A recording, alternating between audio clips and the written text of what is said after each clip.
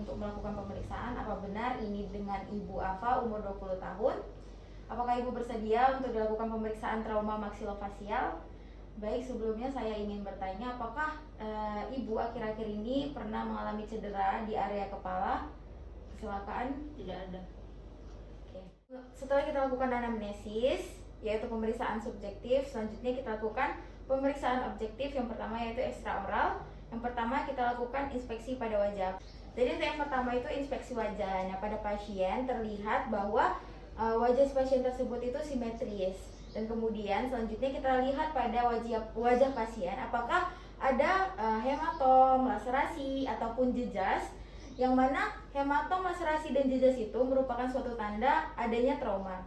Dan kemudian untuk tanda fraktur lainnya yaitu kita lihat pada mata pasien apakah mata pasien tersebut itu Racon eyes, karena Racon eyes itu merupakan tanda dari Lefort 2. Kemudian selanjutnya kita lihat apakah ada tanda Betal sign, karena pada Betal sign itu tersebut itu merupakan tanda dari Lefort 3. Dan kemudian untuk tanda trauma cedera maksilofasial lainnya yaitu kita lihat apakah ada hematom pada sublingual, pada area simfisis si pasien tersebut, apakah ada hematom atau tidak, karena itu merupakan suatu tanda fraktur simfisis mandibula.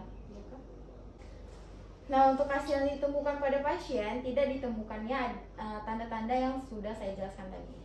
Selanjutnya kita lakukan inspeksi angle view, di mana posisi operator berada di belakang pasien dan pasien diinstruksikan untuk sedikit mendongak. Di sini kita lihat yaitu pemeriksaan inspeksi pada daerah os nasal pasien. Apakah ada deviasi pada os nasal si pasien tersebut, dan kemudian kita lakukan inspeksi pada os zygomatikusnya. Apakah ada deviasi ke kanan atau ke kiri atau tidak. Nah, di sini pasien memiliki wajah yang simetris, di mana os nasal dan juga os zygomatikumnya itu simetris. Dan selanjutnya kita lakukan pemeriksaan palpasi. Jadi palpasi dengan cara ditekan pertama kita melakukan pada os frontal. Nah, di sini kita lakukan palpasi pada os frontalnya. Jadi pada os frontal kita lakukan palpasi dari area lateral ke superior dan berakhir ke medial. Jadi di sini kita lihat apakah pasien tersebut ini memiliki trauma gravitasi, spate deformity ataupun diskontinuitas. Nah, kita lakukan palpasi dari lateral kemudian ke superior dan berakhir ke medial. Nah, pada pasien tidak memiliki trauma yang telah disebutkan tadi. Selanjutnya setelah kita lakukan palpasi pada os frontalis, selanjutnya kita lakukan palpasi pada sekitar os orbital rimnya. Jadi kita palpasi di sekitar bola mata. Nah, melihat apakah ada trauma yaitu gravitasi, spate deformity ataupun diskontinuitas. Nah, selanjutnya kita lakukan palpasi os zygomatikus. Jadi yang dilihat ini merupakan dari prosesus zygomatikus os frontalis. Jadi kita lakukan palpasi sampai ke area frontal dari si pasien tersebut. Nah, di sini juga tidak adanya gravitasi ataupun hasilnya itu intak. Selanjutnya kita lakukan palpasi yaitu prosesus zygomatikus os maxillaris, di mana kita lakukan palpasi dengan jarak 1,5 mm dari os nasal tersebut. Jadi kita palpasi di daerah os zygomatikusnya.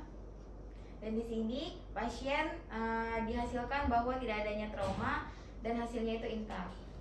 Untuk pemeriksaan selanjutnya yaitu pemeriksaan fraktur melalui rongga mulut si pasien tersebut. Kita instruksikan pasien untuk membuka mulut dan kemudian kita lihat apakah ada fraktur di bagian anterior maksila si pasien tersebut. Nah, pada pasien tidak memiliki fraktur di area anterior maksila. Dan kemudian untuk selanjutnya kita lakukan pemeriksaan fraktur melalui klasifikasi Lefort, di mana itu ada 3. Lefort yang pertama itu kita pegang bagian gigi anterior sampai ke gingiva si pasien tersebut, dan kemudian tangan satunya kita pegang ke os nasal dan kita lakukan pergerakan di bagian giginya itu atas, bawah, kemudian kanan kiri. Nah, untuk hasil dari pemeriksaan klasifikasi Lefford, apabila terjadinya Lefford 1, setelah dilakukan pemeriksaan, maka nanti os prosesus alveolarisnya itu dia lepas seperti GTP, dan itu dikatakan Lefford 1. Untuk Lefford 2 ditandai setelah dilakukan pemeriksaan, nantinya os nasalnya itu akan bergerak dan juga turun ke bawah. Dan kemudian untuk Lefford 3 setelah dilakukan pemeriksaan, pada os frontozigomanya itu turun ke bawah, maka itu merupakan klasifikasi dari Lefford 3. Dan selanjutnya itu kita lakukan pemeriksaan fraktur mandibula. Kita lihat apakah adanya fraktur mandibula tersebut. Dan ini kita lakukan dengan cara palpasi dari lateral ke posterior mandibula. Yang pertama kita lakukan palpasi dengan bimanual. Jadi satu jempolnya itu berada di intraoral dan kemudian sisanya di ekstraoral. Kemudian kita lakukan palpasi.